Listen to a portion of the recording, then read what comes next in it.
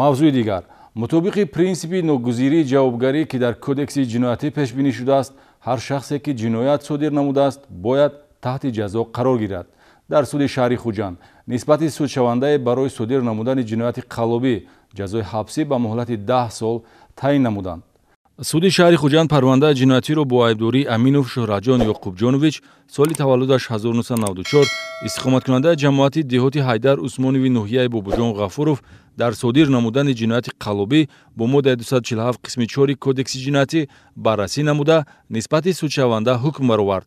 дар маҷлиси ошкорои судӣ таъкид рафт ки судшаванда дар тасарруфи маблағи пулӣ бо роҳи фиреб ва сӯистифодаи боварӣ аз 3 нафар бародарон Шарифҷон, Файзуллоҷон ва Хайруллоҷон Шокировҳо сокинони ноҳияи Бобоҷон Ғафуров муттаҳам дониста мешавад ва дар асоси муроҷиати ҷабрдидаҳо ба мақомоти милитсия нисбаташ парвандаи ҷиноятӣ оғоз гардидааст.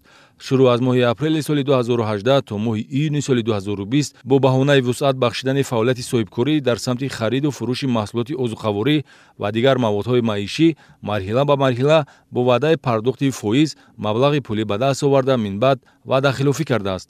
бародарон Шокировҳо дар маҷмӯъ аз тақаллубкории судшаванда 435 900 сомонӣ зарар диданд. масалан додугирифти Шарифҷон Шокиров бо судшаванда 468 800 сомониро ташкил дода, аз ин маблағ 201 400 сомонияш баргардонида шуда 267 400 сомонӣ тасарруф шудааст. Файзуллоҷон 69 800 сомонӣ ва Хайруллоҷон Шокиров 98 700 сомонӣ зарар диданд. тафтишоти пешакӣ бо назардошти вазъи молумулкии ҷабрдидаҳо пайдарпайӣ ва қасдона будани ҷинояти содиршуда зарари расондашударо махсусан калон муқаррар намудааст. тафтиши судии парвандаи ҷиноятӣ далелҳои зимни тафтишоти пешакӣ ҷамъоваришударо асоснок ва дар рафти мурофиаи судӣ судшавандаро гунаҳкор эътироф кард.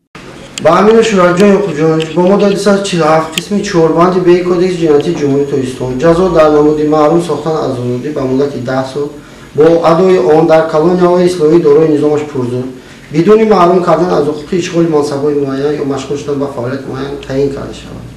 то таъини ҷазои ҳабсӣ нисбати судшаванда чораи пешгирӣ дар намуди забонхат дар бораи тарк накардани маҳалли истиқомат амал мекард. дар асоси ҳукми суд судшаванда аз толори маҷлиси судӣ ба муҳлати 10 сол бо адо кардани ҷазо дар калони низомаш пурзур ба ҳабс гирифта шуд. агар судшаванда дар муҳлати 10 шабонарӯз аз болои ҳукми суд шикояти кассатсионӣ наорад, санади судӣ эълон гардида қувваи қонунӣ пайдо мекунад.